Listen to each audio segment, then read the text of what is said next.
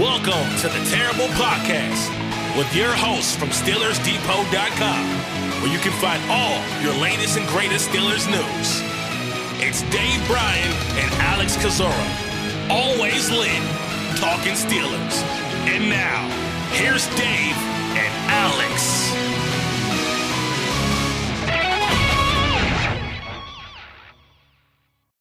Welcome to the Terrible Podcast, Season 14, Episode number 2. He's Dave Bryan. I'm Alex Kozora, SteelersDepot.com. Thanks for being back with us here this Monday, Steelers Nation. Pittsburgh Steelers have today off, their first off day of this 2023 training camp season that they're in right now. And then the gauntlet starts tomorrow with the pads coming on Tuesday, the first of 6 practices before their next off day. And so that'll be a very exciting time. For right now, we catch our breaths. Dave, how you doing? Doing good. I'm probably you're probably doing well too. Get a little bit of a break today before you have to face that gauntlet as well. So I hope these players really get a lot of rest on this Monday, because man, you look at the schedule next week, and obviously the pads go on Tuesday. They've got all those practices in a row. There's a Friday night lights practice in there on Friday, and then they follow that up with the practice on Saturday and Sunday. Their next day off after today is next Monday, and that's I have they gone that many practices in a row? 6 before in recent time? They've done 6 before. Yeah. I mean, I know they've done 5 before. I was trying to think back in my head if they've done 6, but you go separate the men from the boys for sure. They're going to be some tired puppies this next week here for sure. We'll find out if I'm a man or a boy. Yeah. We'll find that out. Take your towel, please. Yeah. And I'm excited for the Friday Night Lights one, especially because, A, it's always a special day in practice, but assuming it takes place, they're calling for some rain. It'll be the first one since 2019 because they lost out on the COVID years in 2020 and 2021, and last year's was a bad storm that came in and got rained out. So if they have it, hopefully they have it, it'll be probably the biggest night in quite some time in training camp history. Because it has just not taken place in Latrobe for several years now. I mean, a lot of people showed up last year, right? But it just how long were you there before? Because I think the lightning or something ran you out. Didn't it? Practice it never even got started. I think the players arrived on buses. I don't even know if they came off the bus, and then a terrible storm came in, and they canceled practice. So I think they actually had it at the stadium like on a Monday, but it was not a Friday Night Lights practice. It was a different kind of feel. So point being, Friday Night Lights this year is going to be a really good time. All right. And obviously we have done now 4 of the special edition episodes of the Terrible Podcast, recapping, the practices nightly after you get back from Latrobe. So we're not going to focus on a lot of the, detailed stuff in this show, but you are going to give us kind of an overview of what you've seen, and we'll make some discussion out of that for today's show with all these other mini episodes within there. But I guess we've got some kind of housekeeping to keep up or to pass along with at the top of the show, right?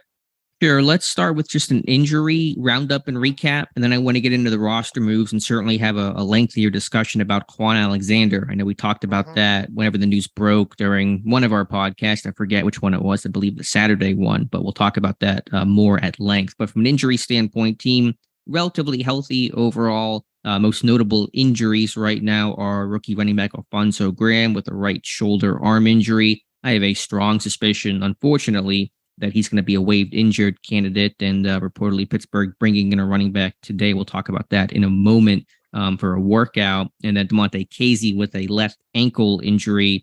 Mike Tomlin has kind of downplayed it overall. Casey says it's not significant, but he calls himself week to week. They're going to be cautious, and he's currently in a boot. He was walking around on that boot during Sunday's practice. So those are the biggest ones overall. There's been some rest days for some of these guys.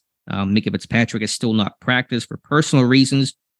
We'll see if he's out there on Tuesday. If he's even returning to the field. He's not been on the field the last 2 practices, but Casey and Graham, the two big injuries I can think of right now for the Steelers. Yeah, that sounds about right. And I think both those guys, I think the plan was to get them further looked at probably back in Pittsburgh today, right? Because Mike Tomlin said he after the practice on Sunday, he didn't really have a real update on Casey, and kind of, in so many words, blamed it on the settings, where they're at versus where the facility is and all like that. So I would imagine both those guys are getting further evaluated back in Pittsburgh today.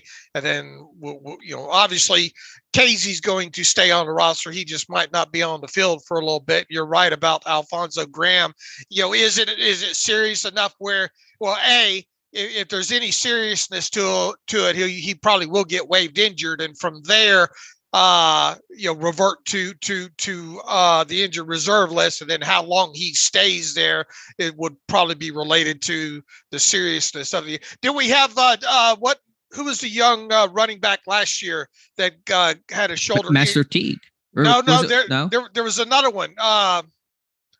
He spent the season on the reserve injured list. The running back, veteran running back. Yeah, I know who you're talking about. I hurt a shoulder early before the pads even came on. Now you're making me look. I know. I'm drawing a blank all of a sudden. I know it was with a J. First name began with a J. Jeremy McNichols. Yes, there we go. We played it together. We're playing a game of password things. See, you're supposed to be able to fire these things out. I have an excuse now. I'm getting old now. I'm getting old too. I'm now 30. I might as well be 50. I was sharp as a tack when I was your age, but Jeremy, that was his shoulder, right? That was a shoulder. Yeah. And then he ended up being waived injured and spent the whole entire season on the IR at a split salary. So that's it's. We don't need to spend a lot of time on it, but it is a move to potentially look for next week. And they are working out a running back, right? Yes, according to Jordan Schultz, the team is working out running back Zaquandre White out of South Carolina, formerly and most recently from the USFL. He averaged almost 7 yards per carry. He had was a former linebacker, actually began his career at Florida State, then moved to running back, was kind of a backup, and just had 1 year of semi-production with the Gamecocks, but he was with the Birmingham Stallions in the XFL this past year. Also spent time with the Miami Dolphins. He's got some size, and so would not be shocked if he signed. Okay, and then we had last night a moment of silence, if you will, kind of playfully, but Monty Pottebaum, they're going to have to.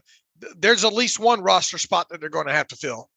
Yeah, Pottebaum apparently retiring. Mike Tomlin did not offer much information about it when briefly asked on Sunday. Just said it is what it is and didn't go into any more detail. I don't know what the reason was. Pottebaum, was struggling to get reps the first couple of practices because he's a fullback in 2023, and even in Pittsburgh's offense, not using a ton of fullback. Probably we'll see a little bit more when the pads come on Tuesday and there's more traditional run sessions. I have the stats that Pittsburgh's only run the ball on 18% of their plays so far because the environment they're currently working in. But yeah, whatever the reason was, Pottebaum decided to hang up his cleats, and as Chuck Noll would say, move on with life's work. That one hurt. I have an affection for tight ends, fullbacks, and anything that like that specifically that comes out of Iowa. You're still chasing the old George Kittle dream. Yeah. I mean, look, they produce some pretty physical guys, right? At those kind of positions there, and obviously, I didn't have Pottebaum making my 53-man roster ahead of camp, but he was a guy that I was quite interested in seeing, specifically on special teams, and maybe an occasional couple of lead fullback situations there in the preseason, and just goes to show you never know what makes these guys tick deep down inside, and some of the hearts and sparks things. And I was a bit surprised. I had to check that transaction 2 or 3 times there, but I don't know what I'm going to do with this Monty Pottebaum jersey now.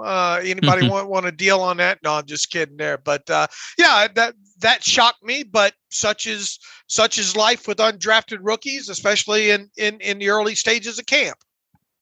Right. Sometimes it happens. And as you said, the roster spot is open. And so they'll fill that probably before Tuesday's practice. We'll let you know who that guy is. Some people have, the speculation naturally begins. Oh, should Derek Watt come back? I really be surprised if they brought Derek Watt back, Dave. If Derek Watt's going to come back, it would have to be on a minimum salary or veteran benefit deal. And, he's probably looking for a little bit more than that, I would think, or at least wait things out. I don't know if he would even jump at the first offer right now at a veteran benefit deal. Maybe he would. I don't know, but we'll see. One guy that has signed a contract, so let's kind of transition to the big news that has taken place since our last normal Friday episode, was Kwon Alexander, the inside linebacker, veteran player, former Tampa Bay Buccaneer, most recently with the New York Jets, signing a one-year deal with the Pittsburgh Steelers and got right to work. Number 26 was on the practice field on Sunday, practicing in full individual and team period work for Kwon Alexander. So add another veteran inside linebacker into a mix, and the turnover of that room continues from a year ago, almost completely different, aside from essentially just Mark Robinson in terms of guys that were on the field for Pittsburgh last year. So how does Alexander fit? Why the signing now? A lot of questions to ask, Dave. Do you have any answers? Well, first and foremost, are you shocked that this team added, and we're not, added another inside linebacker to this room at this point? I know I'm not. I talked in my 53-man roster prediction that there was probably about 3 spots that I would much rather have a player to be named later type situation there. I think you could look at this roster before training camp got underway and identify several positions where it felt quite plausible where this team might add a player between the start of camp and week 1 of the season that would have a great chance at making the 53-man roster. I think inside linebacker was one of those positions. I still think center position is something that's plausible. I think number 3 running back at some point is quite plausible. And then obviously we talked about slot corner quite a bit ahead of this there. So, and look, I mean, you go all the way back to the initial time that they brought in Kwon for a visit was back in middle May, right? Mm-hmm. Yep.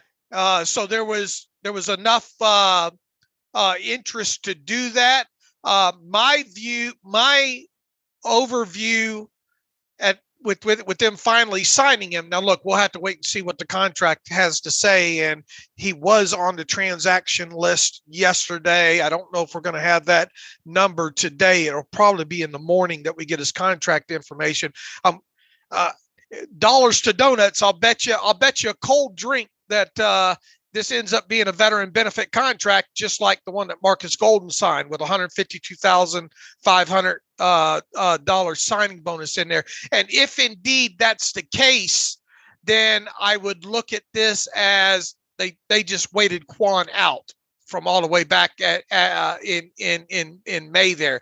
Now, maybe there was some little nagging little injury or something. I don't know, that maybe he had to get over first, or maybe that was the holdup in all this. But people, for Kwon to be out there on the street all this time, obviously he wasn't getting any interest he was probably getting was probably cheap interest, right? So sure. It does feel like that Kwon maybe wanted to wait this thing out until training camps around the league got underway and then pick what he deemed as his best potential landing spot once camp got underway. That's the way it feels like to me. I am not surprised one bit. We've talked quite a bit about them potentially adding an inside linebacker, even after the names of Kwiatkowski and who was the other kind of Tanner Muse? Yeah, Tanner Muse and all like that. I mean, this is a guy that's got NFL experience, got pedigree, got, more importantly, he's got the athleticism to kind of pair along with Holcomb and Landon Roberts. He's kind of an in between of the two. Now, when you go back and look at the New York Jets tape from last season, in the games, in the all 22 that I pulled up on him, it looked like he was used quite a bit against big personnel situations. Okay, so he was used in the Jets' base defense. Yeah, it looked that way. Now, I only made it through two of the all 22 games completely and just bits and pieces of others. But, he's still, you look at him from an athletic standpoint, at least from a measurable standpoint, 6'1", 227. And there are some overall clips, both all 22 and game, TV footage from last year. It looks like he really moved very, very well. I mean, there's one instance of him tracking down a Tyreek Hill, in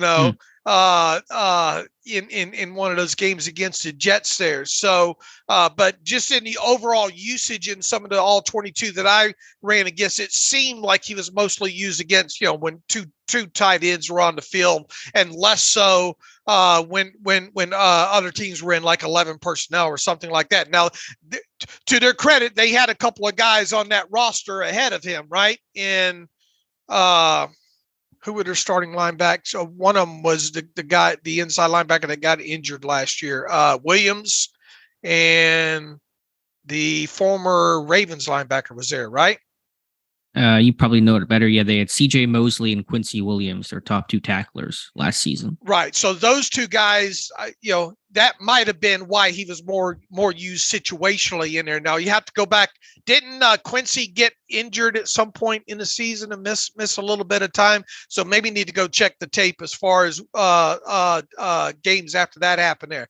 But my main takeaway when looking at the tape on him, he's a fearless guy. He can hit. There's some big clips of him hitting out there. Right. Especially for a guy like 227. I mean, he goes up and takes on some blockers. Now, if you look at these plays overall, you say, oh man, he got leveled, by a tackle on this play. But I mean, what setting up for something like that anyway, what do you think the outcomes come? The key thing is he taking on the block and setting the edge and turning stuff in to help. So that's one thing. There are three things that stuck out to me overall. I guess four things overall. First, fearless guy to go up and take on, tight ends. I've got one clip of him taking on a trailing counter, blocking tight end on the move and set the edge there, taking on a tackle on the outside and attempted to set the edge there. So the physicality, the want to go up and take on big guy blockers is there. That's one thing. The athleticism, I thought was okay when it comes to that. I thought he still moves pretty well. I thought the tackling overall was good. You see him drop in coverage and do okay within that aspect of it. And then really the other thing was kind of an intangible thing. He seemed to be a guy that's very, very comfortable with communication and patting guys on the butt and getting them lined up in right instances and making sure shifts happen and things along those lines. So in other words, a green dot kind of in case of emergency worthy kind of player there. So those are the things that stuck out in my tape study on him. I know you said he was primarily used in base defense and kind of bigger personnel in the film that you watched, but did you get any sense about him in coverage in terms of how well he performed there? Not overall, no. Not Okay. in what I saw. Once again, I'm gonna have to go back and look in some of the later stuff, the games that I'm trying to remember when Quincy went down.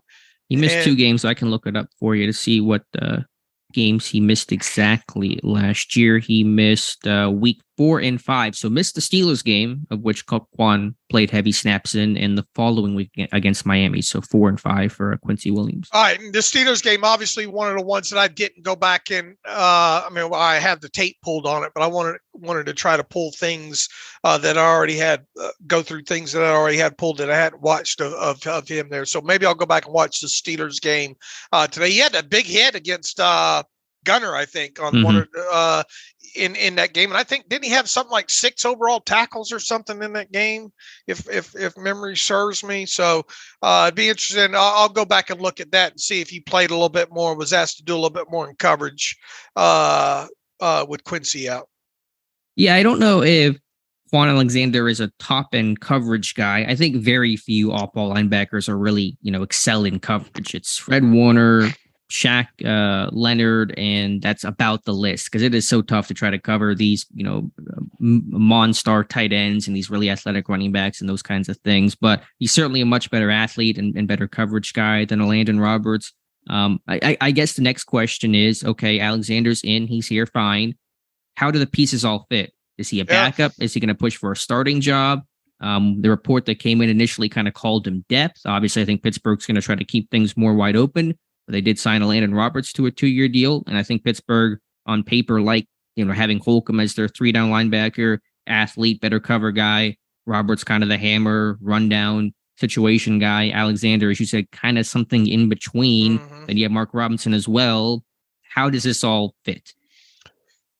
Look, you didn't sign Holcomb for 3 years for what was it, $18 million to have him be a 2-down linebacker. I don't think. But within that, I don't think they're opposed to not putting the best guy on the field. Within that, I mean, if anything, this is more of an indictment of the guys beyond both Roberts and Holcomb. I think this gives you a guy that I think could technically play both positions. Fill in for either Holcomb or Roberts. I think comfortably within that.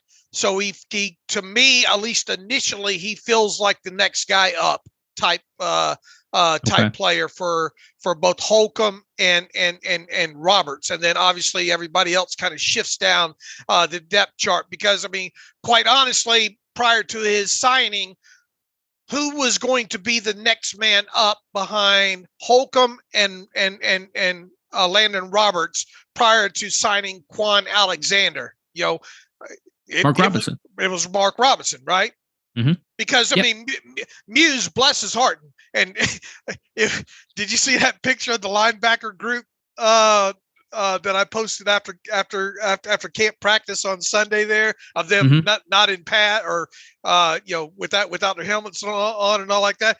Tanner Muse looks like a damn tight end.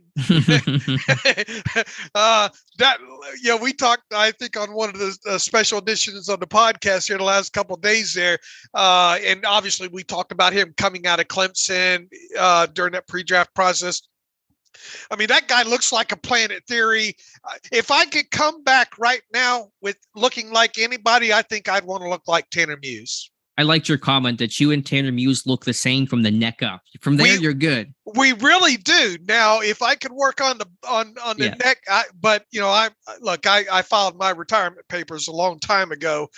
So those. You did not look like Tanner Muse when you were his age, by the way. So no. I did look. Now, don't get me wrong. I look good. But not that good. But if I could come back with and looking like one player right now, I would come back looking like Tanner Muse would, because I mean he looks every bit of 6'2", 6'3", 6'4", 2, whatever he is, and he's put together. He looks like he could play tight end. He looks like a tight end. Period. I mean, he was a safety in college, But anyway. Back to Muse and his worthiness. I mean, he's a fringe player anyway at this point. They never could decide if he's safety or an inside linebacker in the NFL. His foot remains in the NFL, I imagine, because of his special teams play. So that wasn't going to logically be your number 3 guy. Kwiatkowski's obviously got the experience, but he's long in the tooth. In fact, I don't think he played a defensive snap last year. He's hanging on because of special teams. When it comes to Mark Robinson, you got a young developing player there, but you've got one with just not a lot of tape and a lot of experience there. So I view this as a needed next guy up spot ahead of Mark Robinson, and then the rest of those 3 behind him will work themselves out. I think it's a pretty messy situation and not in a bad way. I think Omar Khan and this team has embraced adding as much competition as possible, especially to those influx positions like inside linebacker, like slot cornerback, where they're working legitimately 5 guys into the mix right now to see who sticks. And so I think Pittsburgh's just embracing that, and that's all well and good. But I have a hard time believing that Kwon Alexander, who's been playing on defense his entire career, still just 28, still has some good tape out there, is going to be a pure backup special teamer for this team. I think he's going to find his way into a defensive role in some capacity. My thought initially, and again, this thing is going to play itself out this summer, that's going to be Pittsburgh's mentality, is that in base defense, it'll be Roberts and Holcomb. In nickel, it'll be Alexander and Holcomb. And then in dime, it'll just be Cole Holcomb. And then, of course, if somebody gets hurt, Alexander can have probably a more prominent every down type of role. That's kind of my read of things right now. Okay. But again, it's early. It'll play itself out. And I'm still on the Mark Robinson train. He's been getting second team reps over Muse, over Kwiatkowski, 8 into first team reps yesterday and got some snaps over Landon Roberts. He's had a good camp, I thought. And that's a guy that, yes, is young and needs to develop.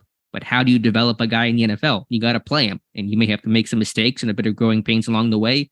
That's fine. This guy, I think, has played beyond his years, both as a rookie and the early signs in year number 2. But I'll get off my soapbox about that. But I think Alexander, point being, will have some sort of defensive role even before an injury were to take place, because there's talent there. And I don't think he signed in Pittsburgh just to be a pure backup. All right. Now they're going, I mean, I think we both I had him keeping 5 inside linebackers on my first 53. You did as well, right? Correct. All right. A couple of those have got, now, didn't they keep 5 last year and Robinson was inactive, right? That sounds right. Yeah. Last year would have been what? Jack, Bush, Spillane, Robinson, and Marcus Allen. That's 5, right? That sounds right.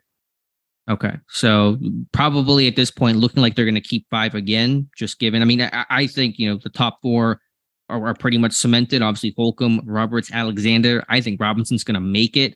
That's not, probably wouldn't call that a lock, but I think closer to it than not. And then the 5th spot, Muse, you would think, for the special teams ability, but I wouldn't even, necessarily write his name in pen either. Right. It feels like it might be one of Muse or Kwiatkowski, whichever one can help you more on special teams. And if that's the case, and if they do have that special teams ability, they're going to get the helmet. So does that leave Mark Robinson, if he does indeed make the roster as as one of 5 inside linebackers, does that make him a possible week 1 inactive for Mark Robinson? I mean, it's possible. I think that's down the road, and I'm just trying to figure out, roles and who's making the roster to begin with before we talk about inactives. But Robinson, I think, can't help on special teams. I think he'll have to prove it some. He doesn't have the track record or the resume that the other guys do, but he's a guy that's fearless and a big hitter, and that lends itself, generally speaking, pretty well to go cover kicks and punts. All right. And I don't think I'll have to go back and look at how many special teams snaps that Alexander had last year. Not many, I'm guessing. Yeah, I'm gonna try to. I don't think he's ever been. Now the thing, and the thing that Mike Tomlin made sure to point out yesterday is it felt like he was older than what he is, but he's I don't know, he's about to turn 29 in a few more days, believe it or not, August the 3rd. So special team snaps for him last year were 10. He hasn't played special teams in quite a while. A lot of special teams. You have to go back to, even 2018, he only played 33 special team snaps. And since then, he's played 6 in 2019. Looks like 18 in 2020, 3 in 2021, and 10 in 2022. So, and even for his entire career, the most snaps that he's played special teams wise in a single season is 69, way back in 2016 there. So, and I'm guessing that's just field goal block team, because the starting defense is out there field goal block, because he was a starting linebacker for Tampa Bay. He's probably not running down kicks and punts. That's probably just all field goal block unit. So they didn't bring him on for his special teams ability, right? Right. That's why I don't think he's going to be just a pure backup, just biding his time. I think he's going to work his way into the lineup in some capacity. Exactly how that looks, I'm not quite sure. I don't think the team exactly knows either. As you say, these things have a way of working themselves out, but I think he's going to have a role. I think nickel packages make sense for him. Look, I put Mark Robinson on my initial 53, but as I've talked about, I'm not as close to writing him in pen as you are. I understand that, and he's not. And I explained why, because just the experience and the greenness at the position. Now, look, if he gets into preseason again and shows up quite a bit like he did last year, and then more specifically, he's tearing it up on special teams. Well, it's going to be hard not to keep him at that point. But he was a 7th round guy, was a converted running back to linebacker, just not a lot of experience. And look, I was as thrown off as most people the way Terrell Austin talked about him this offseason, several weeks ago there. So, but the main takeaway here is I think the inside linebacker room got better. I agree. And as you said, Alexander, he's a guy that's athletic, communicator, smart, and a veteran too. And that's helpful for that room. I mean, Holcomb has some experience, and Roberts has a good deal of experience as well. But good to add those veteran pieces in. We'll see how it looks, and just happy to see Alexander hit the field right away, and he'll be out there Tuesday in pads, and we'll learn more about him. Right. All right. What else do we have here? Jared. They went to Jared, or they didn't go to Jared. Yeah, they didn't. They left Jared. Jared Williams getting released in the corresponding move to get Alexander on the 90-man roster. But again, a spot remains open because of Pottebaum's retirement. But that was the transaction. Alexander in, Jared Williams out. He was played mostly tackle prior to Pittsburgh. Was playing 3rd-team left guard, and has now been officially waived. Okay, where does that leave us in the part of the podcast now? It's a great existential type of question.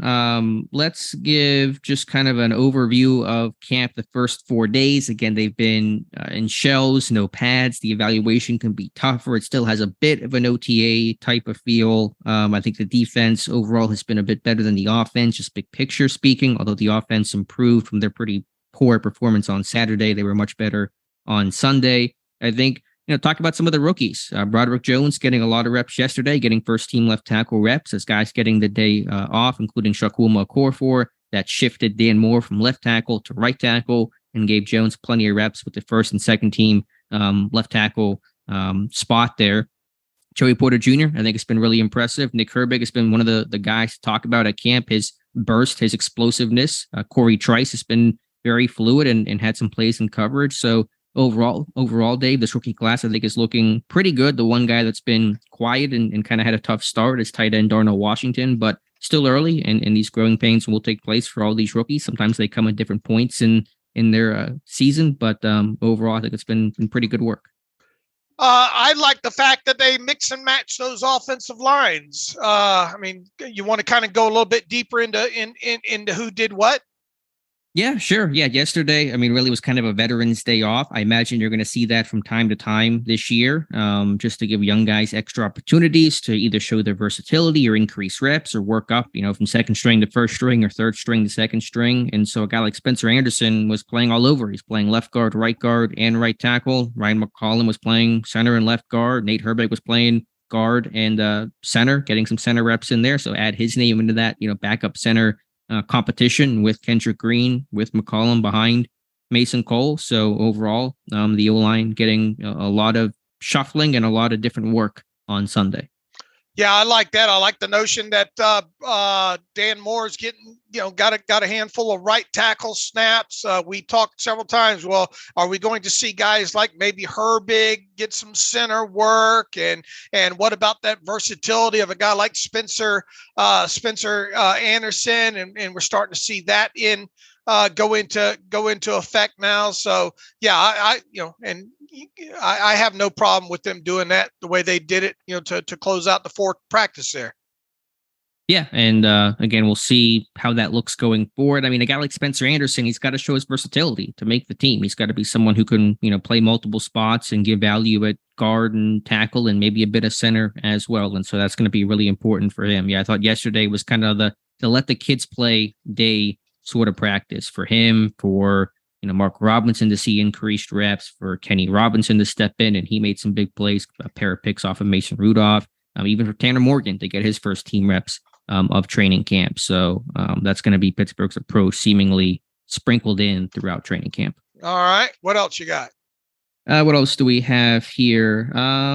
Any quotes, anything from these players that have talked so far that has stuck out? You probably know it a bit better than I do. I mean, Alexander spoke and, just kind of said all the right things there. Anything else that you heard that really stuck out to you, Dave? As a whole, I mean, no, but, I want to go into kind of more of the particulars from, I think Kenny Robinson's a big story. One of the bigger stories this morning after the day he had, right?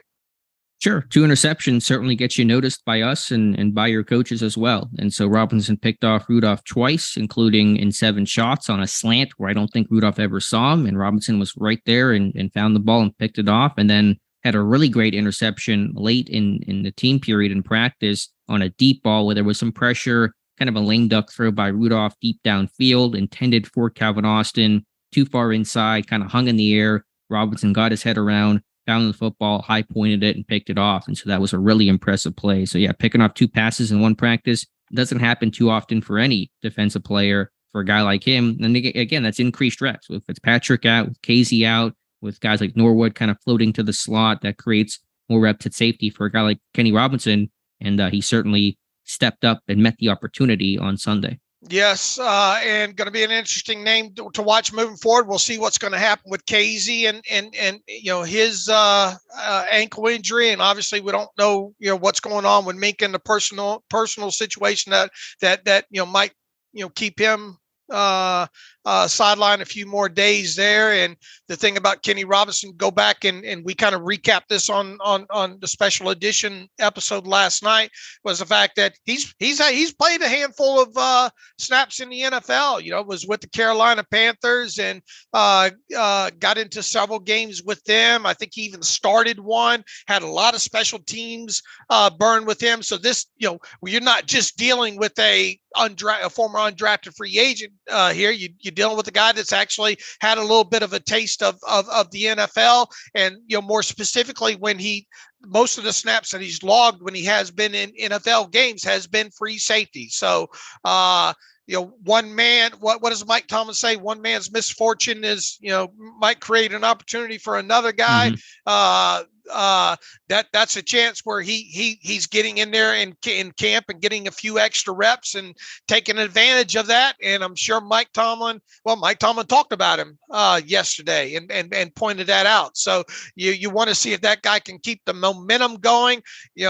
I think he is now a guy to definitely circle as far as special teams play goes in the preseason there. And look, are they going to keep 4 or 5 safeties overall? And if they keep 5, he could very well come into play as maybe a 5th safety. Sure, it's possible, but you hit on the keyword special teams. As great as the playmaking is, and you want to see that continue, and that certainly gets you noticed and gives you more opportunities. You still got to make the team on special teams. He's not going to be the starting free safety of the Pittsburgh Steelers week 1, obviously, and so he'll have to impress Danny Smith. If he can't do that there, the splash plays now are nice, but it's probably not going to be enough to get you on the roster. Right. I think overall, Dave, collectively, the position group that's been the most impressive is actually the edge group. And again, it's can be harder to evaluate, especially in run session and run plays. But just overall, I mean, TJ Watt, Alex Highsmith have been just cooking the Steelers tackle. It's not a huge surprise because they're TJ Watt and Alex Highsmith, but even Nick Herbig has been impressive off the edge, a quick first step, consistently winning. He's been just kind of schooling right tackle Raven Clark, even some backups. David Perales has had some pressure and a bad ball. Toby Ndukwe's got a little bit of burst to his game. So I just think top to bottom, the edge guys have been a really good looking group overall. I tell you, Nick Herbig's answered the bell so far from the sounds of things, and it's going to be interesting to watch, when the pads go on, how that changes things. But so far, it sounds like things have been going good for him in his first camp. Absolutely. He's been probably one of the standout, if not the standout names so far through 4 days. But as you said, and it's important to caution when pads come on, and his concern was never about athleticism and bursts like that. He always had that in spades. It was size and strength. And can you hold up on the edge in a run blocking environment? Can you set the edge? Can you take on a block? That's always been the worry with him, staying at outside linebacker. So we're going to learn a lot more about Nick Herbig starting Tuesday. Absolutely. Anything else here I'm trying to think of from the first couple of days? Wide receivers, Calvin Austin's been up and down, had some big plays downfield, also had a couple of drops and a small catch radius that impacts, the importance of accuracy for these quarterbacks trying to put the ball right on him. So still trying to figure out exactly who Calvin Austin is and how he can win. But he's been, talked about quite a bit these first 4 days. All right. Overview of Allen Robinson after first couple practices and what he can do. Solid as advertised, middle of the field type guy, run the 5-yard dig, run the option route underneath, beat zone coverage and sit down and find grass. It's not been a lot of big downfield, win contested type of stuff, but it has been doing the dirty work underneath. And that's what he was brought in to do, to kind of be, I really view him in a role that was similar to Juju his last 2 years in Pittsburgh. And I think Juju was probably miscast in kind of being a pure underneath threat when he was a bigger play, downfield kind of guy. I think with Robinson at this stage of his career, he is kind of that more underneath, slot guy, going to win the 5-yard option route as opposed to the 20-yard route downfield. So I think he's given Pittsburgh exactly what they're looking for. All right. All right. I'm trying to think. I was really hoping to learn about some offensive line rotations coming out of these first 4 practices, and you were able to provide a lot of color on that. So I'm glad some of that's happening. That's from an outsider's point of view. That's one of my main takeaways was that. Trying to think kind of the one of the other major kind of takeaway, just some of the rotation, depth chart kind of questions here. I'm not fully sure that we got a lot of answers on. I think we'll get more answers on those basically, when we get into the preseason type action there, and be able to chart that kind of stuff there. I'm trying to think what else kind of sticks out of my mind. I mean, obviously without pads on, it's hard to really look at the play of the offensive lineman and the defensive lineman overall. Anthony McFarland, nice camp for him to start things off. And look, I mean, he should. This is one thing we've kind of said, and I understand why he's getting a lot of buzz here, but I still think it goes back, and Anthony McFarland said this back several weeks as well too. If he doesn't show up on special teams, it's probably not going to matter unless somebody gets injured. Sure, but the question is, okay, if it's not him, then who? Graham's hurt. Hagens has been a backup. Cheeks and Huntley has shown a little bit of something, and he should be in this conversation. And you're right, McFarland's the veteran. He should be looking good in these environments. The questions about him are not about his speed and kind of, general running ability. It's does he have enough well-rounded value to his game on special teams, as a blocker, as a receiver? But he's been on the field quite a bit. All these pony reps give him a ton of extra opportunities. He's caught the ball well. He's flashed some of that burst. Again, environment he should look comfortable in at this stage of his career. It is his last chance, but right now he is his team's third-string running back. That length of Porter and Trice evident? Oh, yeah, very much. I think Porter, my terrible take will be on Porter today. Just he's covering the full route tree. He's covering the deep balls to Calvin Austin. He's covering the slants underneath. He's overall playing clean. He's showing speed. He's using his length well. It's been a really well-rounded package for him. He's a hard worker, always one of the first down on the field, always working on his hands and catching and just trying to improve his potential playmaking ability. So he's been good. Trice is a really fluid guy, just in terms of his change of direction. How were you able to come away with that take there? I mean, what led you to that take with Trice? Right. On some of these slants, because usually for these kind of taller, longer cut guys trying to, be able to turn themselves and flip their hips on these slants, they sometimes kind of trail, and Trice is usually right on top of these things. Now, granted, the receivers, he's not going against Deontay. It's been maybe, I think, Cody White and some of these other dudes, but just seeing his ability to kind of, sink his hips and cut, or if he's in a press alignment, to be able to open up his hip and explode and drive on these slants. When I've seen that, when you're on top of those slants, you're not trailing behind. That means you're being able to flip your hips and open your hips and clear your hips and be able to turn and burst. So that's kind of shown to me that Trice is a really fluid type of dude. All right. And how does he look? Does he look comfortable out there? Yeah, there's probably been a little bit of grabbiness concerns downfield with him. There's a line to walk there for those big guys. You want to use your size and your physicality and your length, but you got to play clean as well. So there's been a little bit of things to work through there, but overall, I think he's used his size and his frame, pretty well. All right, I think we're going to learn a lot about these guys in these next, especially once a few practices when the pads go on. How do you think they're going to break it up with pads versus shells or whatnot? In terms of how many practices will be in pads? How many in a row next week do you think, or how many in total in pads do you think there will be? Yeah, there's always ebb and flow. There's no real, roadmap. It's Tomlin's discretion. There is, I believe, an NFL rule in place that you can't be in pads. I want to say it's more than 3 days in a row during camp, 2 or 3. I forget the exact number. There is a restriction on that, but they're going to be in pads Tuesday, obviously, probably Wednesday. They'll be in pads for Friday Night Lights. Obviously, that's the big show there. Backs on Backers will take place for a second time then. So you might get, let's just say Tuesday pads, Wednesday pads, Thursday shells, Friday pads. Usually you think Saturday is going to be in shells because you have the night practice, but in past years, they've actually been in pads the following day. So it just kind of depends on how the group's looking and performing and how Mike Tomlin wakes up that day, and a little bit of the NFL rules as well. But my guess, and it's just a guess, is Tuesday pads, Wednesday pads, Thursday shells, Friday pads, and Saturday we'll see.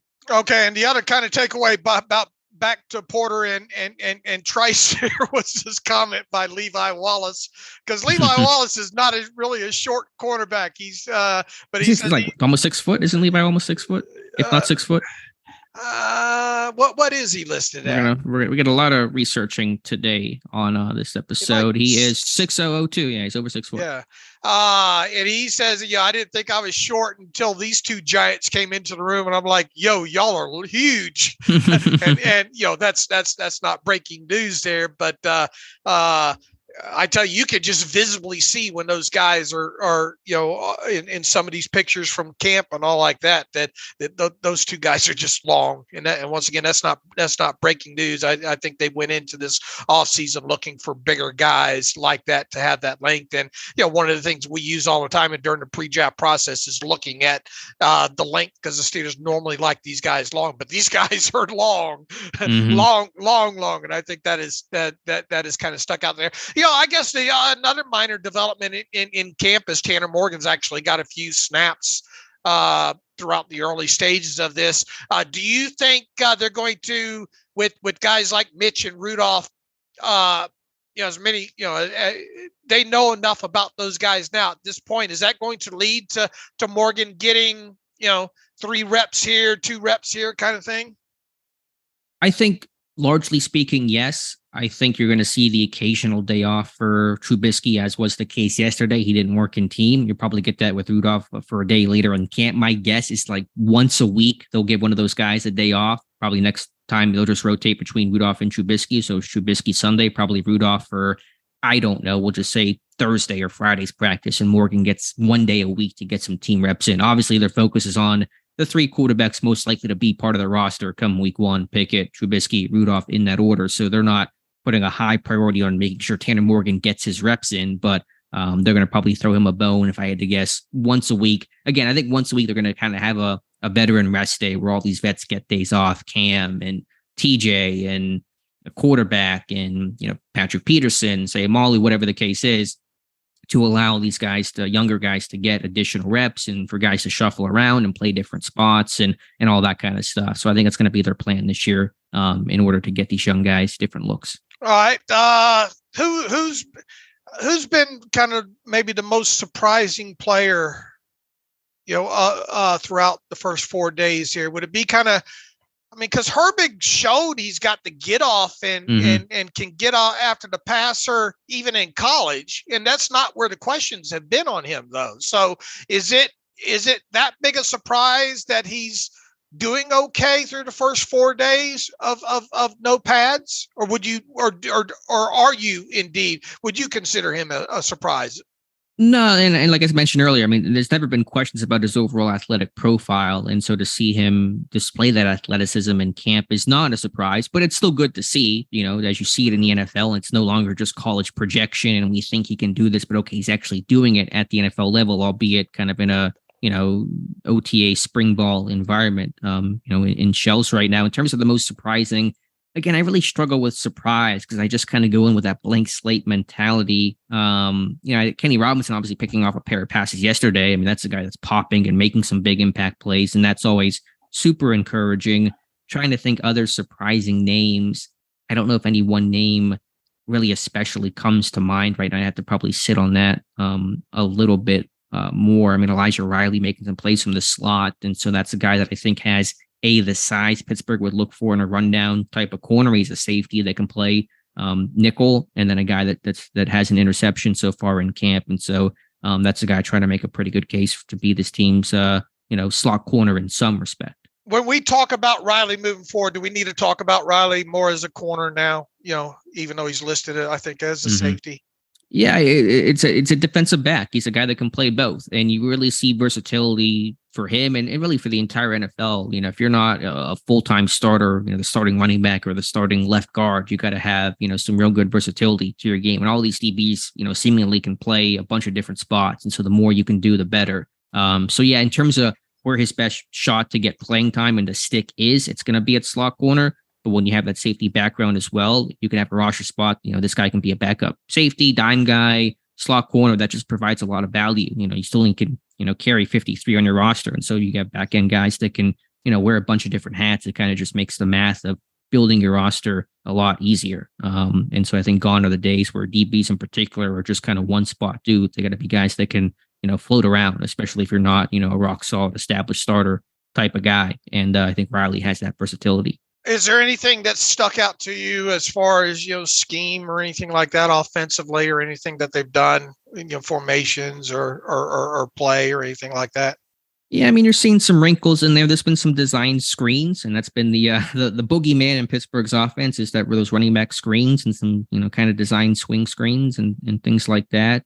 You're kind of, seeing that classic Canada flair to it. A lot of pony, again, is this just all smoke and mirrors? Will this go away when the games start to count, or can Pittsburgh try to actually, use this? I went through Tom Mead's charting. I mean, Pittsburgh used pony backfields 11 times last year. They all came after the bye, and they, mostly came in the final 3-4 weeks of the season. So very late in the year, you saw this team make an effort occasionally to get Jaylen Warren and Najee Harris on the field together. So maybe that was a hint that, okay, this team, saw something with it, and we'll try to carry that over into 2023. Not a lot, obviously, just a handful of snaps here and there. But, again, if this team's going to practice it that much, you might as well, try to use it in a game that matters. All right. We'll get to so you want to get to a couple of emails here?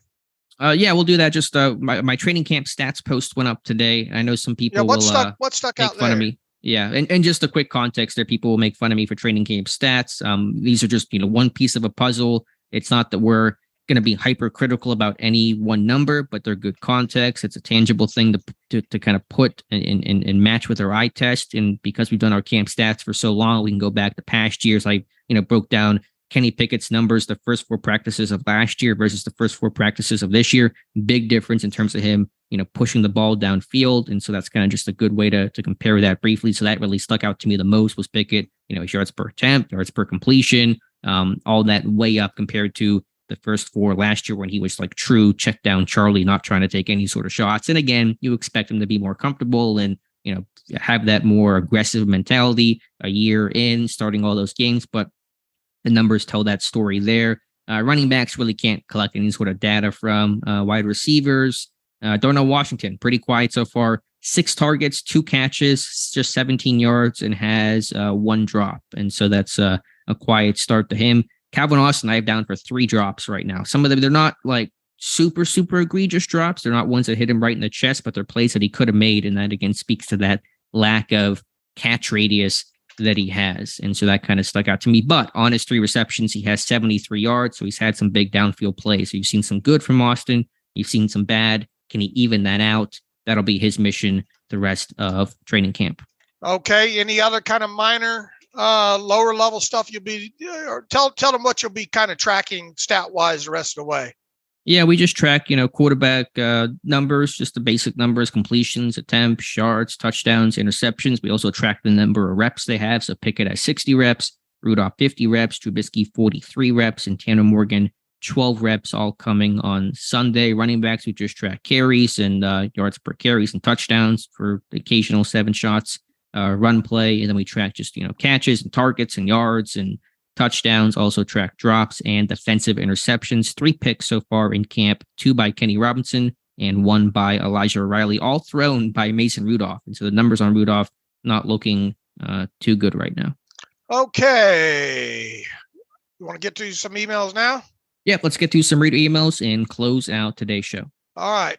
We have one from Colin Finnegan writes in, good afternoon, fellas. Football is here. This is from a few days ago. On many podcasts, I've heard you discuss Kevin Dotson being traded, and it makes quite a lot of sense. This morning, I was thinking about similar lines and grew curious if you think Dan Moore may also be a trade candidate. If Chooks handles his business and Broderick Jones wins the job, he would become a backup. I have a feeling that some team out there might be willing to pay for a cheap tackle, 2 years starting experience, while he would be really nice depth piece if the team receives a nice offer. He says, I don't think it's impossible, as Dave says, that Moore is traded. What say you? Colin, I would be absolutely shocked that this team traded Dan Moore. Stunned. Same. He's staying. I mean, again, he may be this team's starting left tackle week 1. That is a distinct and real possibility. Even if not, there's value as a swing guy. This team, made an effort to improve the row line depth this year with Herbig. And of course, when you draft Jones, you have potential backup options there. So Dan Moore is going to be a Steeler. I would agree with that as well. I would be quite shocked if he's traded here. Let's see if I got another one here. I think we're Bucky says, love the conversation with Najee, blah, blah, blah, former player rep. That said, David and Alex have nailed it when they said this is going nowhere. This is kind of, Berkey, I don't mean to cut you off here. This is kind of long. We want to try to keep this kind of shorter here, and I think people are about tired of us for the last couple of podcasts talking about Najee and the contract and all. I will add this, Berkey, about the running back market and all. It's weird to see what's going on over there with Indianapolis right now. That's one of the things that I think is quite interesting. Not that it's going to impact Najee, but I find it kind of weird how this thing went sideways based on things that Jim Irsay said a couple of days ago, and then the report coming out that Taylor wanted traded, and some of the back and forth there. That's really got my focus right now. And look, once we get into the season and seeing how Najee's performing and all like that, at some point I'm sure we're going to start talking about it. Look, I had this big article the other day about potentially, is there a chance that the Steelers sign Najee to an extension next offseason? Deep down inside, I don't think that will happen. But if there was the best chance that I think that Najee would have at an extension would be after this season. But a lot of things have got to go right this season for that to happen overall. But look, this talk about the running backs in the market and all like that is not going to go away in anytime soon. But I appreciate the long email in there, Berkey. I think you got a lot of points, but I don't think it really changes the overall thoughts or our overall look at the running back market as we sit here now. And I think the biggest takeaway is, still, I think they're SOL and until something gets done with the CBA. Yeah, I'm with you, Dave. Right now, Najee Harris is here working, and that's all that really matters for the present. Since we're at the end of the podcast and the people really hate this, they can just bail. Your thoughts on the Colts situation? I mean, I know it was kind of messy, but I saw the report, of the Colts considering placing Taylor on NFI and not paying him. I mean, that to me is just like, just trying to burn this bridge, taking a nuke to this whole situation. I mean, I just was kind of blown away by that report. Yeah, it really is. Feels like a strong arm type threat, if you will. There's better ways to go about it, Look, here. These things generally have a history of of getting spicy and then cooling down. Mm-hmm. I'll be surprised if he ends up on NFI, yada, yada, and all like that. Here's the thing. I think both sides will come to some sort of understanding prior to week 1. I cannot see A, them trading Taylor, and B, Taylor missing the season. So somehow, some way, now there might be a lot of soap opera in between, but I have this feeling that, one side backs down a little bit more here, and maybe Taylor says, "Look, I'm just going to go out and play and let the chips fall where they may later." But neither side seems willing to back down. Each side seems trying to put more but fuel on the side. It's still early. It feels like Sure. more of a posturing thing at this point. So I'll go on record as saying I predict Jonathan Taylor to be the week 1 running back for the Colts. How about that? Okay. Yeah. All I'll say is this. You're right. It doesn't relate to Najee that much, but it is a blueprint, in my opinion, of what not to do as ownership in handling a running back situation. And yeah, people can sit there and say that Taylor's, trying to strong arm the team as well. And does he really have a back injury? He tweeted that he's never reported a back injury. Players play these games. That's fine. I think organizations are held to a higher standard. They should not kind of play these petty games. Will a player do it? Yeah, he's going to exercise the very little leverage that he has. The Colts, you still have all the leverage. You hold all the cards. You don't have to threaten NFI and try to take away this guy's money. I just think that's making an ugly situation even worse, and organizations should be able to rise above that. All right. Anything else there? Nope, I'm off my soapbox. So we'll come back on Tuesday and get ready for Tuesday, Dave. It's gonna be pads. It's gonna be O-line, D-line. It's gonna be a whole lot to talk about. Gonna be a ton of fun. So really, it feels like training camp starts tomorrow. All right. You can follow me on Twitter at Steelers Depot. Follow Alex at Alex_Kozora. Follow the show at Terrible Podcast. Email the show, theterriblepodcast@gmail.com. Like what we do and want to donate to the cause, SteelersDepot.com. Hit the donate button, upright navigational bar. Also ad-free version, SteelersDepot.com. Hit the ad-free button, upright navigational bar. Until, until Tuesday night, I believe. As always, thanks for listening to the Terrible Podcast with Dave and Alex.